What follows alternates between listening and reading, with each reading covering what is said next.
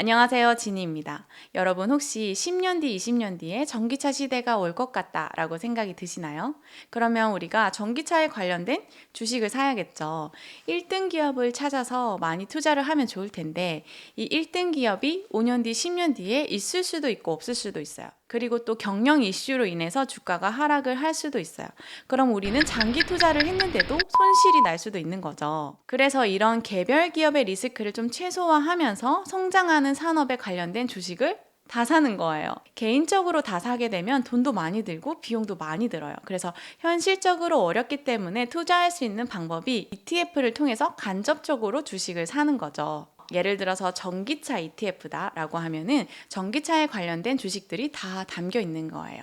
그럼 우리는 10년 동안 전기차 산업의 성장률을 내 계좌 수익률로 바꿀 수가 있는 거고 1등 기업이 꼴찌가 되고 꼴등 기업이 1등이 된다 하더라도 우리는 그 성장률을 가지고 올 수가 있는 거죠. 오늘은 ETF에 대해서 이야기를 해볼게요. ETF가 정말 핫하다는데 들어는 봤는데 잘은 모르겠다 하시는 분들, 그리고 나도 ETF 투자를 좀 해보고 싶다 하시는 분들은 오늘 영상을 끝까지 보시고 도움이 되셨으면 좋을 것 같습니다. ETF는 2002년도에 국내에 처음 출시가 됐고 작년 12월 28일 기준으로 자산 총액이 121조 원을 기록을 했어요. 엄청 가파르게 성장을 하고 있는데 이제부터 시작이다라는 평가를 많이 받고 있어요. 전 세계 ETF 시장이 1경이 넘는다고 해요. 그리고 21세기 최고의 발명품이다라는 평가를 받고 있습니다. 익스체인지 트레이드 펀드라는 뜻인데 거래소에 상장이 되어서 거래할 수 있는 펀드라는 뜻이에요. 우리나라 말로는 상장 지수 펀드라고 해요. 그러니까 펀드는 펀드인데 주식시장에 상장을 시켜놔서 삼성전자처럼 한 주, 두 주 이렇게 사는 거예요. 주식시장에서 ETF를 사는 거예요. 타이거 미국 S&P 500, 코덱스 200이라는 ETF가 있는데요. 이걸 읽을 때는요. 앞에는 자산운용사의 브랜드 네임이에요. 그래서 타이거는 미래에셋 자산운용의 ETF 브랜드 네임이고요. 코덱스는 삼성자산운용의 브랜드 네임이에요. 그래서 운용사는 미래에셋 자산운용이고 투자 대상은 미국 S&P 500 지수를 추종한다라고 보시면 되고요. 운용사는 삼성자산운용이고 코스피 200 지수를 추종하는 ETF다라고 보시면 됩니다. ETF의 장점은요, 첫 번째 간편한 거예요. 주식시장에 상장이 되어 있기 때문에 쉽게 사고 팔 수가 있습니다. 두 번째는 소액 투자가 가능하다는 거예요. ETF의 가격을 보면요, 1만 원 내외 것들이 굉장히 많아요. 타이거 미국 S&P 500 ETF도 한 주에 15,000원 정도를 해요. 한 주를 사게 되면 우리는 마이크로소프트, 애플, 아마존, 구글 이렇게 미국 S&P 500 지수에 있는 다양한 종목들을 조금씩 다 사게 되는 그런 효과가 있는 거예요. 세 번째는 분산 투자가 되는 건데요. 하나의 ETF는 10개 종목 이상 담겨져 있어야 되고요. 하나의 종목에 30% 이상 투자가 될 수 없게 되어 있어요. 그래서 잘 분산되어 있기 때문에 위험을 좀 줄일 수 있겠죠. 네 번째는 보수가 저렴해요. 일반 펀드 같은 경우에는 보수가 2에서 3% 정도 수준이면 ETF는 1% 미만으로 형성이 되어 있어요. 얼마 차이 안 난다고 생각할 수 있겠지만 이 보수는 수익률에 녹아져 있어요. 그래서 5년, 10년 장기적으로 봤을 때 그리고 원금이 늘어날수록 몇백에서 몇천만 원까지도 차이가 날 수가 있습니다.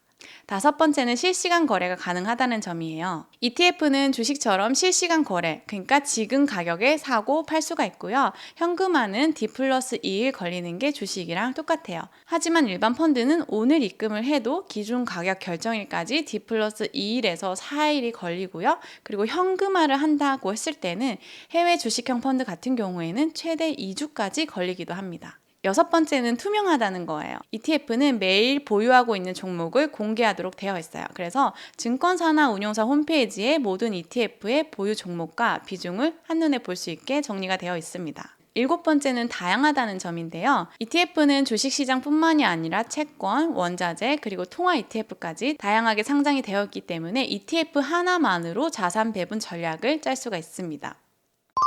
ETF의 단점 그리고 투자할 때 주의사항 같은 건데요. 첫 번째는 괴리율과 추적 오차예요. 어려운 말이 나왔는데 ETF가 지금 시장에서 거래되고 있는 가격이 있을 거고 이 ETF의 순자산 가치가 있을 거예요. 근데 지금 시장에서 사려는 사람이 많아서 가격이 올라간다면 괴리가 생기겠죠. 그리고 팔려는 사람이 많아서 가격이 떨어진다 해도 괴리가 생기고요. 이거를 괴리율이라고 하고요. 괴리율이 마이너스일 때 ETF를 사면은 좀 싸게 샀다라고 볼 수 있고 괴리율이 플러스일 때 샀으면 좀 비싸게 샀다라고도 볼 수가 있어요. 그리고 추적오차는 이 ETF가 추종하는 지수가 있을 거죠. 그리고 이 ETF의 순자산 가치가 있을 거예요. 이 차이를 추적오차라고 하는데요. 이렇게 추적오차가 생기게 되는 이유는 지수를 복제하는 방식이라든지 운용 보수, 배당금이나 이자 등에 의해서 발생을 하게 되는데요. 동일한 지수에 투자를 하는데 여러 자산 운용사에 ETF가 있다라고 하면은 비용은 작으면서 추적오차도 작은 ETF를 선택하는 게 좋은 거겠죠. 두 번째는 상장 폐지가 될 수 있다라는 점인데요. 주식의 상장 폐지랑은 조금 달라요. 주식은 상장 폐지가 되면은 돈이 다 날아간다라고 생각을 할 수 있잖아요. 근데 ETF의 상장 폐지는 일정 규모 이하의 ETF거나 오차와 계류율이 지속적으로 발생하는 그런 ETF가 상장 폐지가 되는 거예요. 근데 ETF가 상장 폐지가 되는 거고 이 안에 있는 종목들이 상장 폐지가 되는 게 아니기 때문에 상장 폐지 전에 매도를 할 수도 있고요. 상장 폐지 이후에 순자산 가치만큼 나누어서 분배를 받을 수가 있습니다.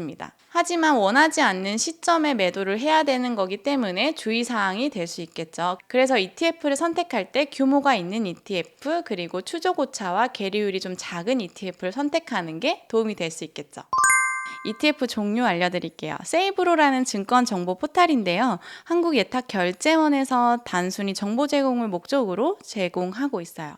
보면은 지수형 ETF, 스타일 ETF, 섹터 ETF, 테마 ETF, 파생상품 ETF, 채권, 상품, 통화 이렇게 다양하게 있어요. 지수형 ETF는 말 그대로 시장 지수를 따르는 거예요. 우리나라 같은 경우에는 코스피 200, 코스닥 150, 미국의 S&P 500, 나스닥 100 이렇게 유명한 지수들을 추종하는 거를 시장지수 ETF라고 해요. 그리고 스타일 ETF는 고배당주나 성장주, 중소형주 이렇게 나뉘어져 있고요. 섹터 ETF는 시장 전체가 아니라 IT 기술이나 반도체, 헬스케어, 바이오 이렇게 특정 산업 분야를 추종하고 있어요.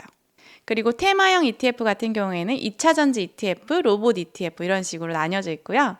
상품 ETF는 금, 은, 구리 같은 원자재 가격을 추종하고 있어요. 그리고 통화 ETF 같은 경우에는 달러 선물, 엔 선물이 있어요. 2023년도에 핫했던 ETF들 소개를 해드릴게요.